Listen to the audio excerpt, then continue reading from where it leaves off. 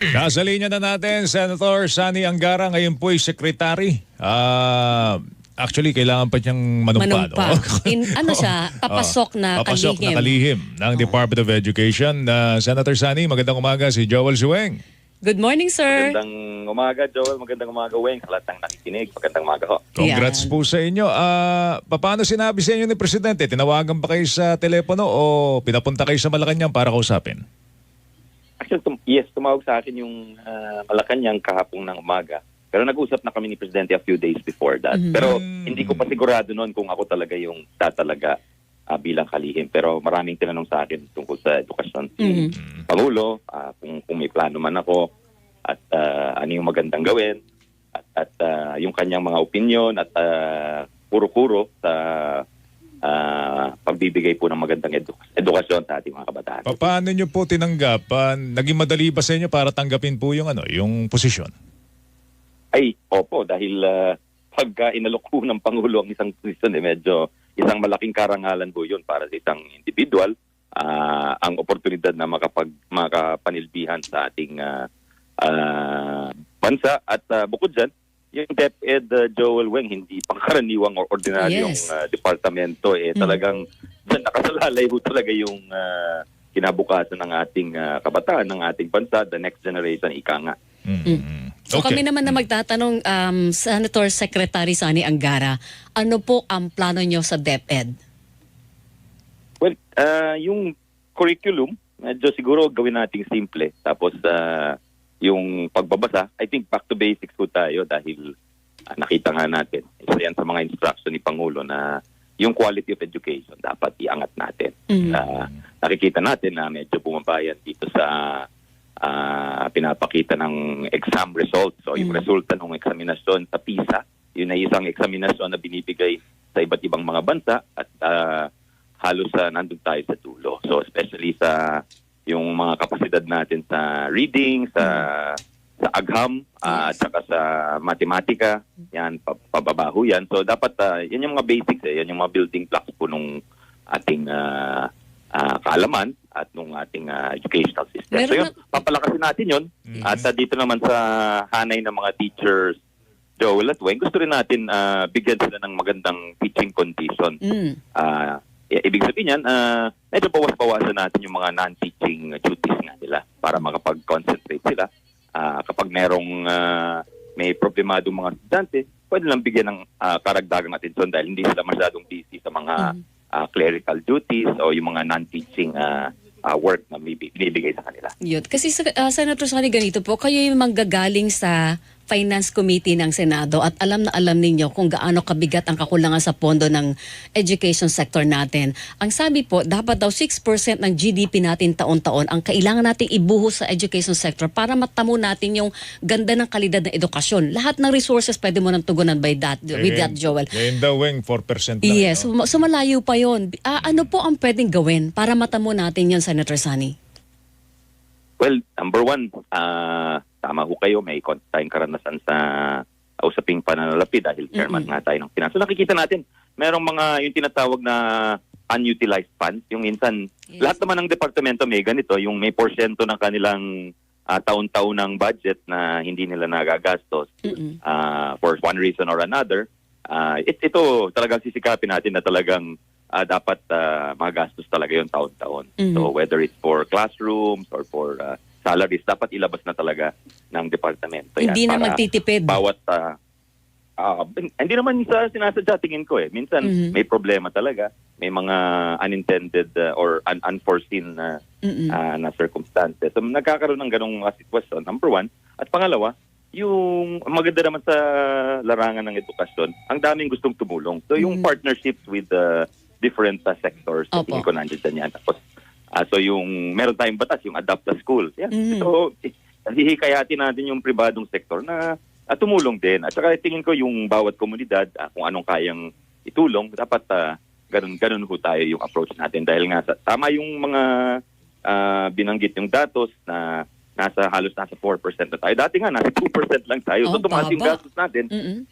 Pero, I think that definitely yung direction natin at least maganda na pataas. Pero kung kaya nating bilisan yung pag-abot dun sa sinasabing 6% of GDP o yung 6% ng economic activities sa buong bansa. Yung po bang matatag curriculum na iiwan ni Secretary and VP Sara Duterte sa education sector ay kailangan niyo pang repasuhin or you're good with it na? Well, titingnan natin yung mga detalye, pero yung filosofiya na gawing mas simple at para makapag-focus ng maigi yung ating mga guro at estudyante, yun ang same philosophy na streamlining the curriculum. Doon sa detalye na lang siguro magkakaroon ng konting tweaking o pero definitely on the right track naman yung ganong programa dahil ginagawang mas simple at mas focused yung curriculum o yung inaaral ng ating mga bata. Nabanggit nyo na rin po yung PISA, yung Program for International Student Assessment.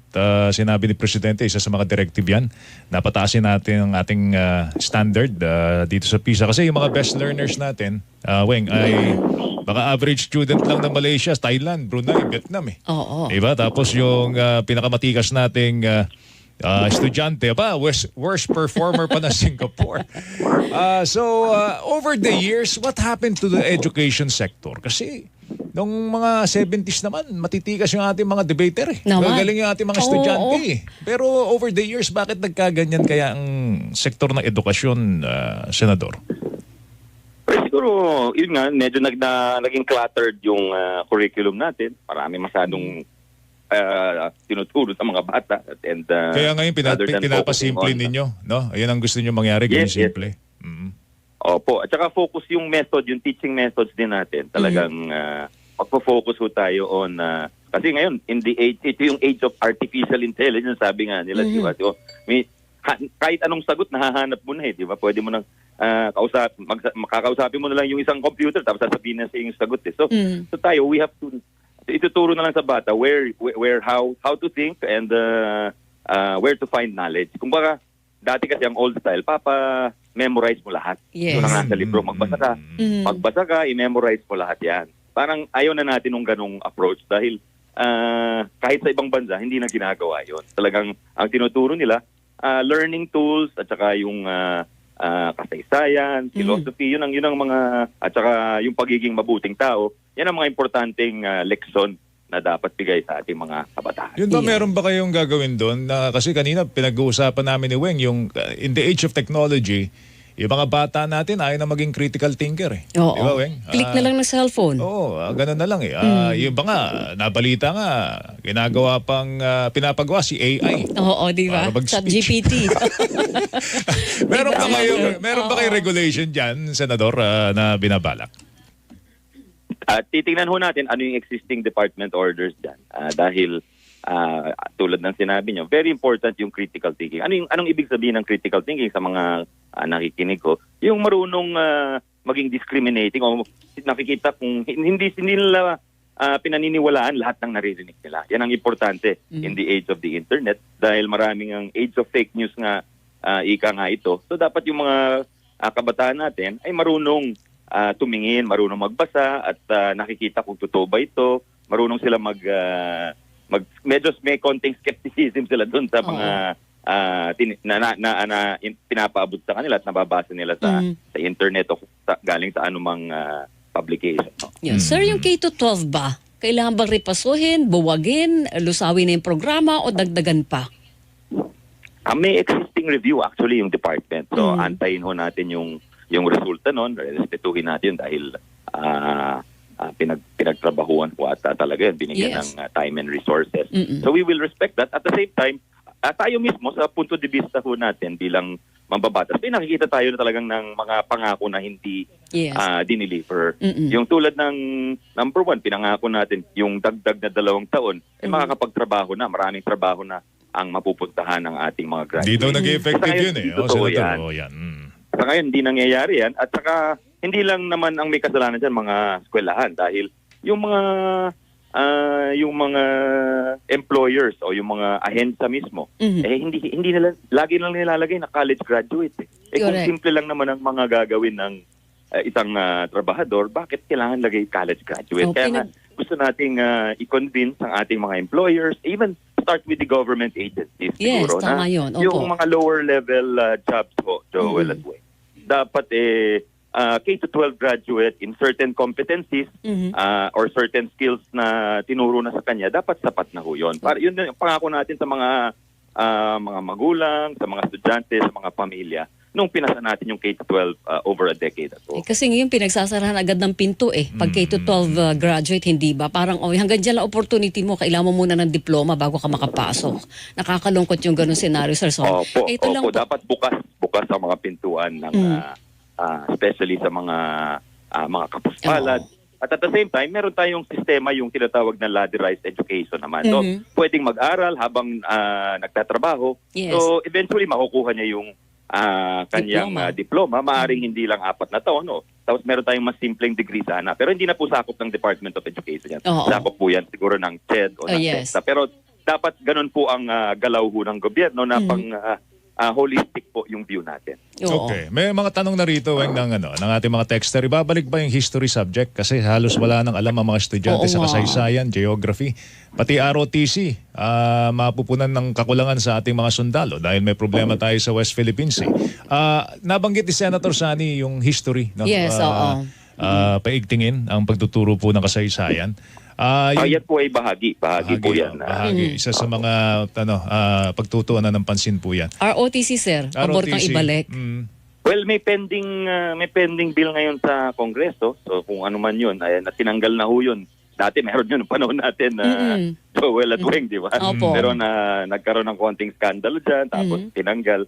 So ngayon, ang debate kung ibabalik pa at kung ibabalik man, ano yung forma o hugis nung magiging ROTC program natin. So ongoing debate 'yan. Tayo inaantay na lang natin kung ano yung magiging desisyon ng Senado at Sir, Kongreso dyan. Pero nakantabay ho tayo. Pero tayo, we will just follow whatever policy direction Congress has. Yun. Sir, nabanggit mo kanina na aayusin din yung working condition ng mga guro. Sabi dito, wag mo raw pong kalimutan yung yung sweldo. Mayroong panawagan dito sa Facebook na live namin. Sir, wag mong kalimutan yung sweldo. Oh yes, of course. Pero yung sweldo nga is set by Congress. Yung pagkakaroon tayo ng increases o aumento sa mga empleyado ng gobyerno. And 100% suportado dyan at tinutulak po natin yan. Especially nung membro pa tayo ng Senate Committee. Itong napasang batas yung teaching allowance, yung teacher's allowance, yung additional allowance. Kasi minsan yung mga guro natin, sila na mismo, yung ang tawag dyan dati, chok allowance. Dinagdagan Yes. halos naging doble o triple na yan compared to 10 years ago. So malaking tulong sa ating mga guro dahil alam natin minsan bumubunot pa yan sa sariling bulsa para makatulong, para gumawa lang ng magandang mga learning material. May panawagan, Senator, gawin daw 50,000 yung entry level sa mga guro. Kaya ba yun? Yung ganong kalaking halaga? Tingnan mo natin, pag-aralan mo natin dahil kalahating milyon na ho yung ating mga teachers. So, kung isa lang ang bibigyan mo, madaling pag-decision. Yes, oo. Pag 500,000, at saka maraming ang pag-aaralan niya, maraming boses ang naririnig bago na bibigyan. Siyempre, yung DOF, yung DBM, dahil sila yung naglilikom ng pera ho para sa mga programang ganyan. Mayroon pong Pero tayo, 100% in support ho tayo for all of these teacher increases. Dahil alam natin, apektado ho yung kalidad ng edukasyon kapag talagang inspired yung mga teachers at saka you attract the best, yung pinakamagagaling, the best and the brightest, ika nga. Diba?